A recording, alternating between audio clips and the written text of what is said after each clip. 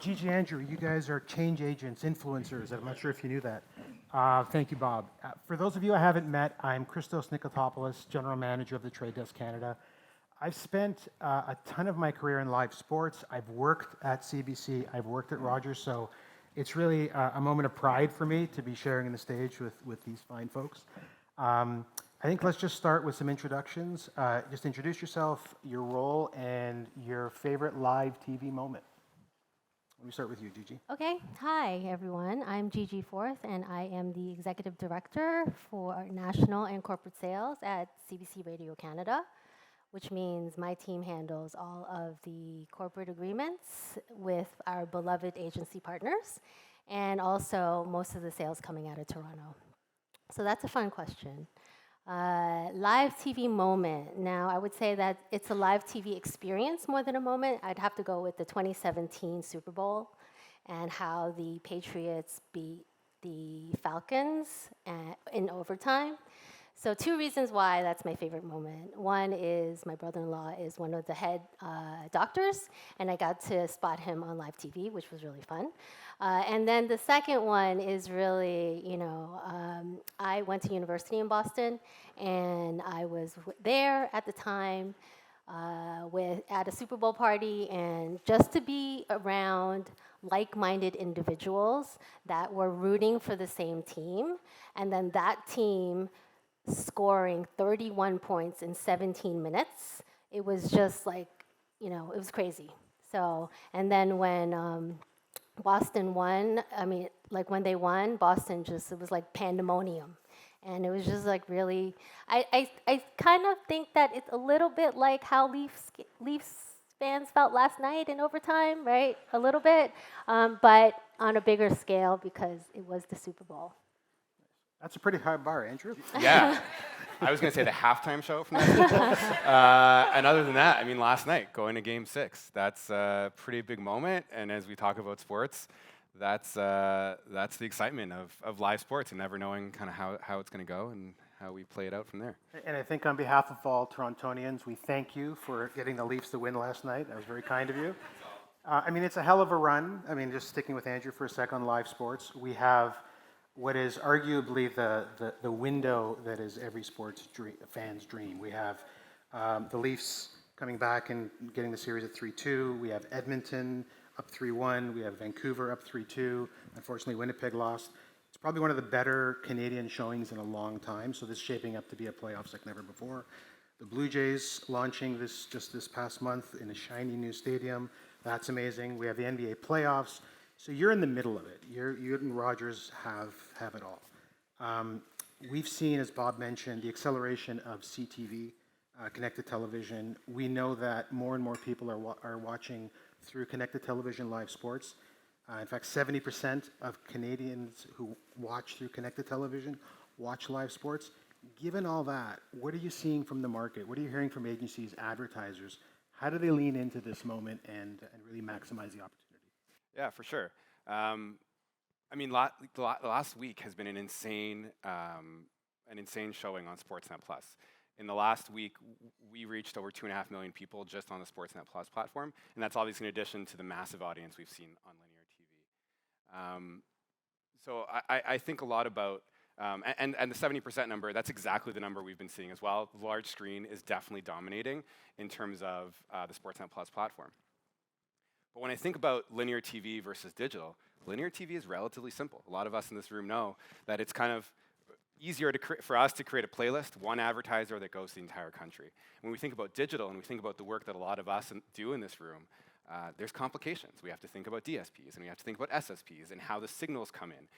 But I think the core to remember is at the end of the day, this is live sports. These are the moments like Christos talked about that bring Canadians together and that creates that emotional connection. So we know the value is there, we know the audience is there, and over the last 18 months, we have figured out how to bring everyone in this room, how to bring advertisers there too. It's not without its challenges, but I think we've had a lot of amazing conversations with you, whether that's programmatically or through direct conversations, to be able to bring your marketing messages to those super, super engaged audiences. Really from coast to coast, like Christo said, we're from Vancouver and Toronto and the Oilers. Like there is a ton of enthusiasm and impressions, truthfully, coming out of these platforms over the last couple of weeks. Great, and we're going to unpack some of the nuances in a bit, so we'll hold that thought. Gigi, you and the CBC crew are preparing for what is arguably the biggest sports stage on earth. Later this summer, we're going to be, all eyes are going to be in Paris for the Olympic Games. I've seen firsthand, being part of the Olympics before, how it can connect the country, including hockey and other things. The moments of pride are just second to none. Like, it truly is incredible. I've also seen how marketers can get value like never before for Olympic Games. So with that as the backdrop, how are you and the CBC crew preparing for what Canadians are going to consume and watch and read and surf later this summer? Okay, let's start with a self-promoting announcement. So July 26th is opening ceremonies, and it's first time in Olympic history where athletes are not going to be walking in. They're actually going to be floating down the River Seine, which is going to be spectacular. So tune in. So what are we doing differently? Well, this is the first non-pandemic game since COVID. So during COVID, we had many restrictions, like we had to rely a lot on international feeds. So when it comes to production capabilities, we were really, there was a lot of restrictions. So we had to, we had our reporters have to called into the Toronto studios.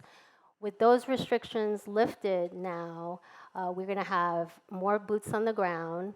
We're going to have reporters actually live at the events this Olympics. We're also, really importantly, going to have access to the athletes themselves, because during the pandemic, the athletes weren't even able to talk to one another.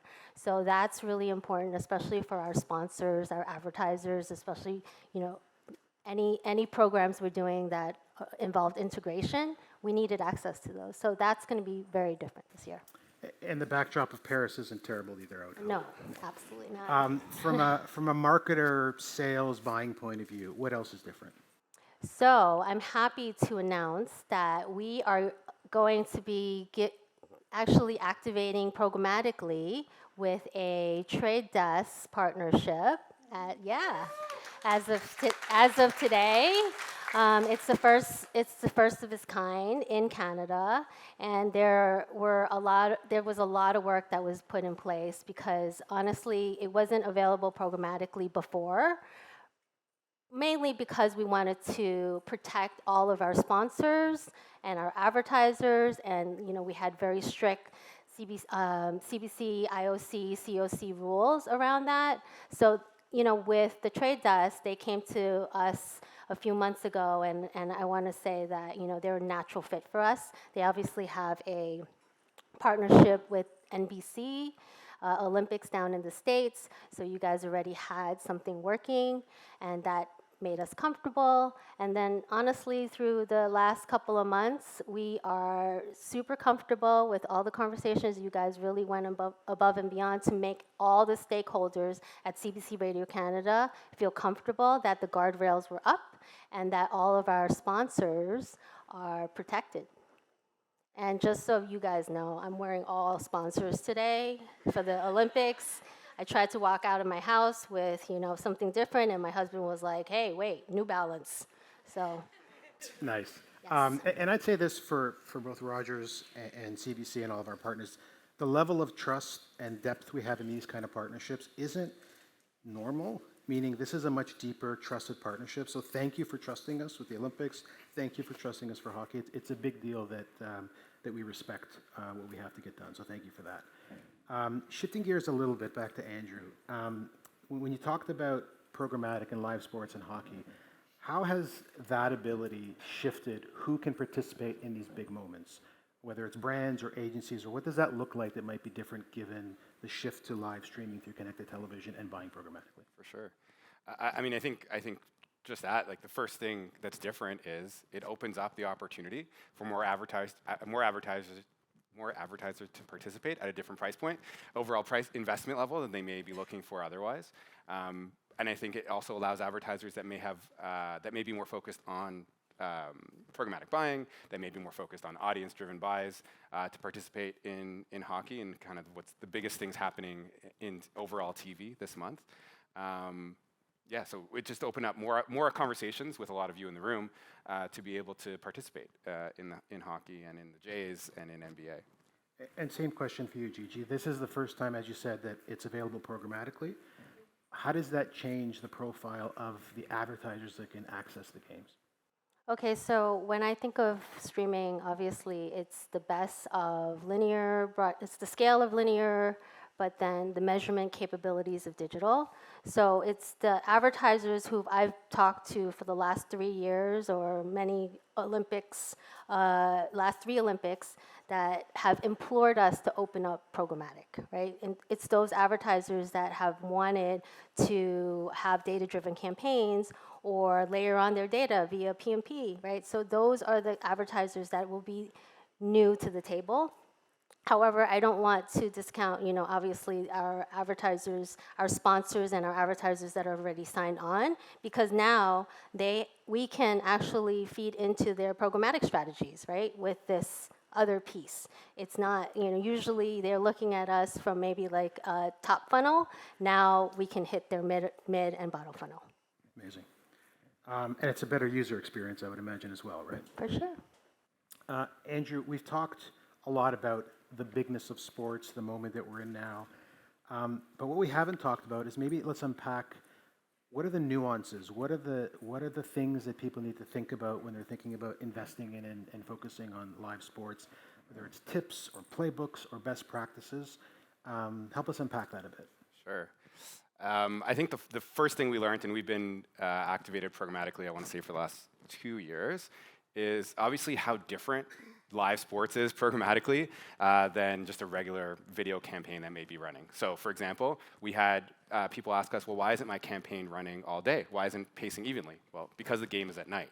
It seems sort of obvious when you step back, but in the moment, a lot of us are looking at things to be the same type of campaign that we may be running across some of our other properties like Tubi or Disney Plus, where we can have that campaign running holistically.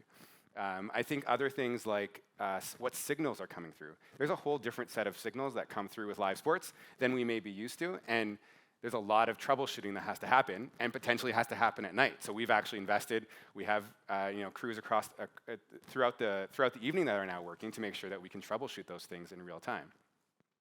I would say the other thing that just to add. We've had a lot of successful conversations with a lot of you in the room around total TV. How do you bring together your linear TV campaign and your digital campaign programmatically to be able to activate? Like Gigi said, how do we make sure that we're hitting kind of your top of funnel and bottom of funnel?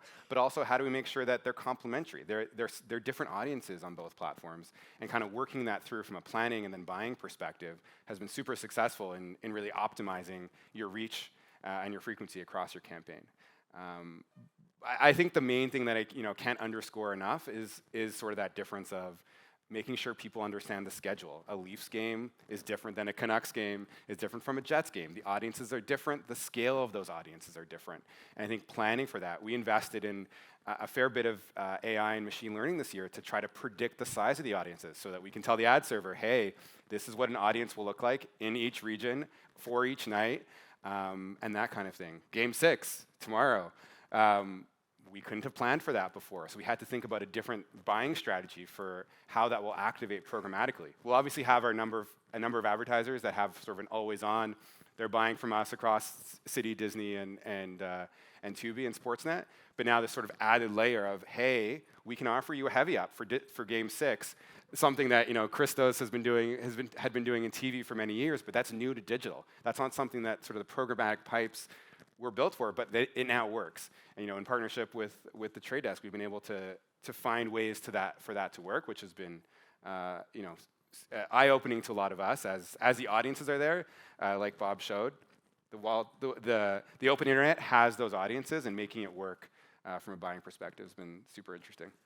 So if someone wanted to capture Game 6, Leafs versus Boston, you'll take that call? We'll take it. Programmatic sales team sitting in the back there.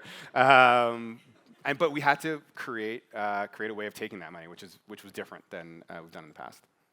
Gigi, similar question. Tips, playbooks, best practices as people think about the Olympics. So before I get into tips for the Olympics, I would like to just talk a little bit about the live sports marketplace in general. It seems like you need a sports guide to buy sports these days. If you look at the U.S. as an indicator, for example, right? The Super Bowl was only available on Paramount Plus, and then you have Peacock, airing these wild card games like the Dolphins and the Chiefs, and it was the only game that it was like the very first game that was not airing on linear at all. So I think it really antagonized a lot of the viewers because they didn't know where to find it, right? So everyone was up in arms. So I think, if you look at it, like different things, like the Yankees had signed a specific deal with Amazon Prime. You got the Kraken. So it's like the Wild West. So if you look at Canada, it's kind of, we're a little better. However, I feel like there's still a little bit of a fragmentation happening. We have Monday with Andrew on Amazon Prime, and if you guys want anything for MLS, like for soccer, you're gonna have to talk to Apple, but Apple doesn't have any ads, at least not right now. And then you have like, if you want WWE Raw, you're gonna have to talk to Netflix like next year. So I think you need a guide to buy it here in Canada. Anyway, my tip is, I don't have a tip for that, but I'm just telling you that, we, at least from an Olympic standpoint, right, we are available on the GEM app. And the GEM app is only available through our streaming partners. Roku, Samsung, and LG were built into their interface, and then obviously, if you have a connected device, it's like a Fire Stick or a Google TV. So you know where to find us, right? In terms of tips, I can give you a couple. The first tip is really like, yes, we're launching this programmatic program with the Trade Desk, super excited about it, but I would just implore you to use your data smartly. Right? I know there are brands here that look for, one user every 3 days. If you're going to do that, you're not going to get any inventory because the Olympics is 17 days long, right? And I know that there are traders out there that set and forget. Sometimes when you figure out that that deal isn't spending, the Olympics is over. So that's my first tip. My second tip, would be that just connected TV is huge for CBC and Radio Canada. We are projecting 56% of our Olympic inventory to be on connected TV. I do implore you to completely open it up to other devices as well, because at the end of the day, the Olympics right now, there's a time zone difference, not as big as Beijing. However, 12 to 6 is gonna be the prime time. So you're looking at 12 o'clock, someone working from home, and they're on their connected TV, right? But that same person, another person is in the office, they're streaming on their laptop, right? At 5 o'clock, they could be commuting home and they're streaming from their mobile device. So just really be mindful of just being able to target different devices. And then really, the creative, right? Like you make sure that you guys have your creative on hand and make sure that it's approved, because there are a lot of IOC and COC rules, just as an example. And if I can sort of paraphrase some of this, the way TV is bought and sold for live sports is not how you should do this. And the way maybe digital as maybe an always-on campaign is not how you should buy live sports. Be smart about it. It's a huge investment and it'll pay off, but you have to think about it differently. Is that fair? Amazing. So last words. We're in this huge window of sports, live sports right now. We have a huge window coming up for the Olympics. Starting with you, Gigi, as a last word. What is the biggest opportunity that advertisers, that's in front of them, and what do you want this room to walk away with? Okay, so the Olympics is the biggest opportunity out there for this year. Olympics and Paralympics, right? One thing that you guys probably don't know is that we have reached in Canadian history gender parity in the Olympics. Very first time this year. That means we have as many female athletes as male athletes. I mean, that is something to be pretty proud about, right? Yeah. So I would say the opportunity is like support your Canadian athletes, support even the ones that you don't know. I think that a lot of us here know who Summer McIntosh is. You know, she's like gold, up for a gold in swimming, but not a lot of us know about like Skylar Park. She is a fourth generation Taekwondo athlete, one of 16 black belts in her family, first time in the Olympics. Like, she's amazing, right? And I follow her. I follow her because I have daughters and they think she's amazing. But, you know, mainly because I think, you know, even the ones that don't know, like they're not as mainstream, should have that support as well. And there's lots of new events this year, like breaking and surfing. So anyway, I think that is a big opportunity. And, you know, Canada's up for, we're in the running for 22 gold medals this year. So, you know, and you can't predict the big moments. So you guys, you know, as you're buying programmatically, I know you can, you know, get some extra inventory when you know, we're winning gold and we weren't predicting it. Amazing. Thank Yeah. you. Andrew, last word. Biggest opportunity. What do you want the room to walk away with? I think we now have enough Canadian inventory. You know, like Bob mentioned, there is the chance that a lot of this investment goes towards walled gardens that are US owned. And I think we now have an opportunity, like Gigi said, and as well as obviously with Rogers Sports and Media, to have those investments in Canada, stay in Canada, have the investments that Rogers then makes stay in Canada. And I think now is the moment to make sure that, you know, the investments that have always been made in TV, that money stays, that those investments stay in Canada. The same can be true with digital now, which may not have always been the case. And I think, you know, for those of you that were at the CMDC event last week, sort of that thread of making sure that we continue to invest in Canada through media is incredibly important, and you can now do it. You can do it with digital, you can do it with programmatic, you can do it with sports, you can do it with, you know, City TV, all of the properties that we, you know, collectively own and operate to be able to do that. So I think my ask is just you know, help us be creative for what that looks like for you, and working with, you know, with great partners to be able to do that is what we're looking to do. Thank you. Andrew, Gigi, this was fantastic. Thank you very much. Thank you.